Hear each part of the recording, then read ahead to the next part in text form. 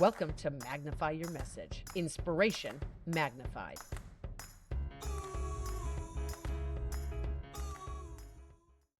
Welcome back to the Magnify Your Message podcast. Welcome, Garrett. So happy you're here today. Woohoo! Thank you.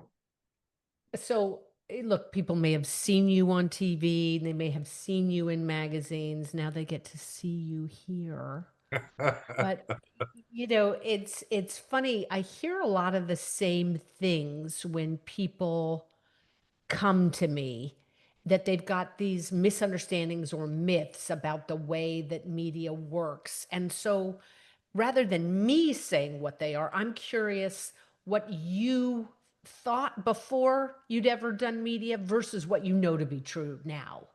Would you share some of those things with us? Yeah, absolutely. The biggest thing I recently have been watching a series on Amazon, and there's like this commercial kind of thing, and I just tune out because whatever this person is doing, she's talking about herself and how great her company is. I don't really care, and that's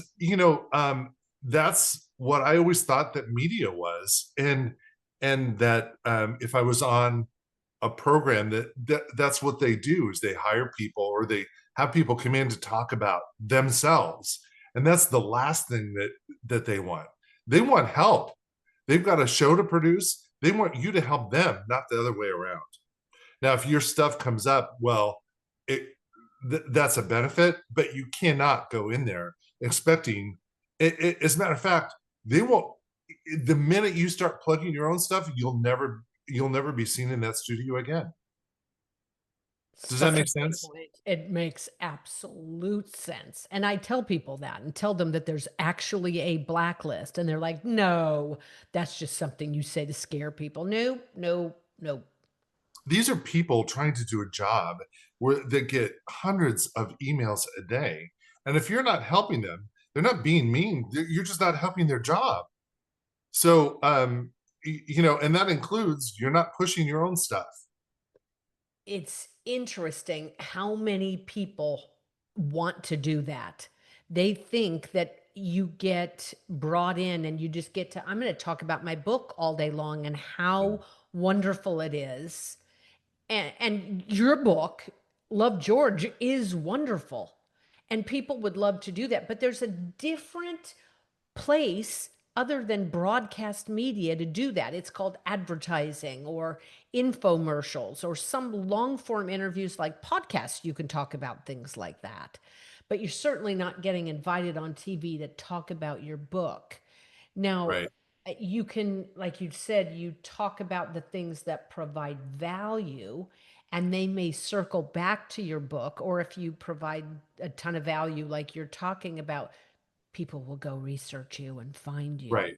Right. That's your job. That's my job to figure out how to market my book, not to be on TV to market my book for in some other platform. You know what I, you know, Yeah, and there's a paradox there yeah. because you're there to provide value, and yet if you really provide value, customers, clients, buyers will beat a path to your door.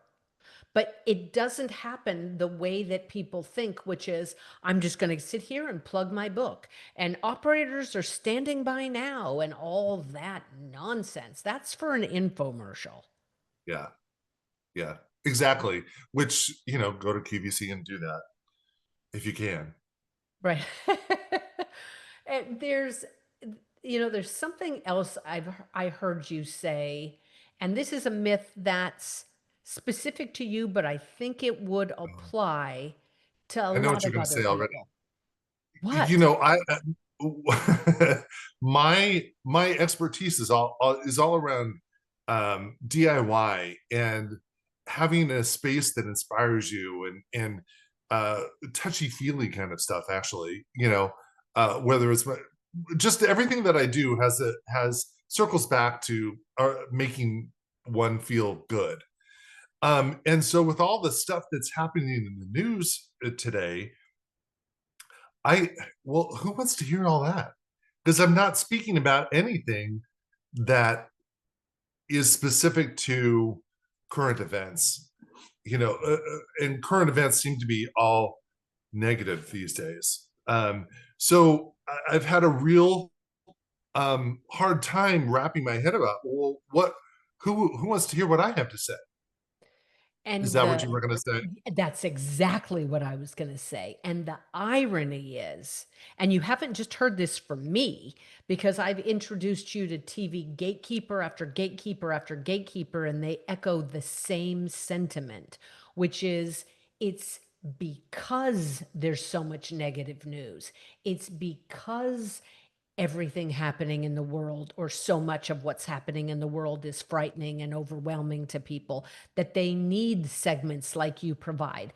Decorating for Halloween by finding wonderful hidden treasures inside your home that you already own. Decorating for the holidays, cooking a beautiful meal that doesn't cost your family a fortune. All these things, decorating, creating awesome backpacks and back to school supplies for your kids that don't break the bank. All these gatekeepers keep saying the same thing. We need you more than ever. One of the most amazing gatekeepers that I've met through you has always been able to. Uh, he really, and I can't say that I'm an expert at this. He's an expert at this for sure. But tying my expertise to stuff that's happening today. I mean, he literally could say, "Okay, pitch me something," and he's done this before in one of your through you. Pitch me something that for your expertise that has to do with the market crashing today. And you, by gosh, I've come up with it. So because it's thinking outside the box, and it actually kind of relates back to the first thing that I said, is the people that you're pitching to want help. And what's happening is, if you look at any news cycle these days, they're getting bombarded with bad things. And if you can help them circle back to something that their viewers want to hear, great.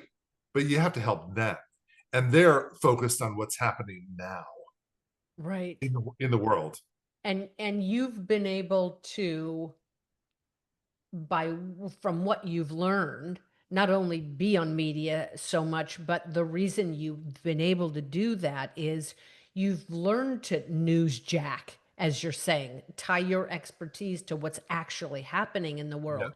And even though you thought, well, I can't comment on breaking news, you've found beautiful ways to do that.